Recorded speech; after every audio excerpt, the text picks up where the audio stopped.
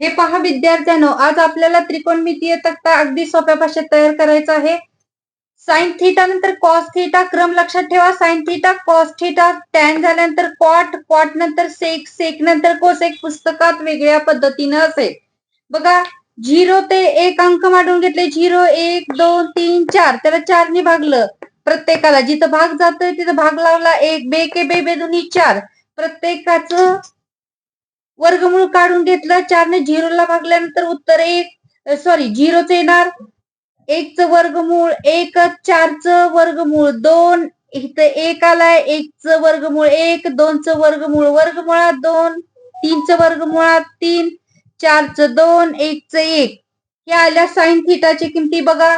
0, 1/2, 1 वर्गमुळात 2 वर्गमुळात 3/2 आणि 1.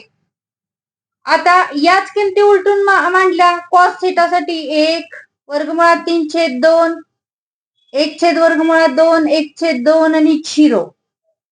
टॅन थीटाची किमती काय काढायच्या? साइन थीटाचा अंश छेद कॉस थीटाचा अंश घ्यायचा. साइन थीटाचा अंश 0/1 0 येणार.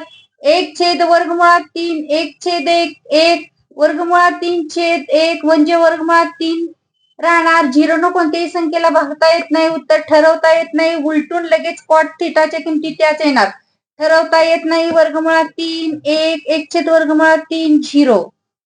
आता सेक थीटाची किमती काढताना काय करायचं? कॉस थीटाचा छेद टॅन थीटाचा छेद 1/1 1 2 वर्गमुळात 3 वर्गमुळात 2/1 म्हणजे वर्गमुळात 2च.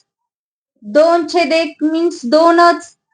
ठरवता येत नाही. उलटून घ्यायच्या कोसेक थीटाच्या. ठरवता येत नाही. 2 वर्गमुळात 2, 2 वर्गमुळात 3 आणि 1.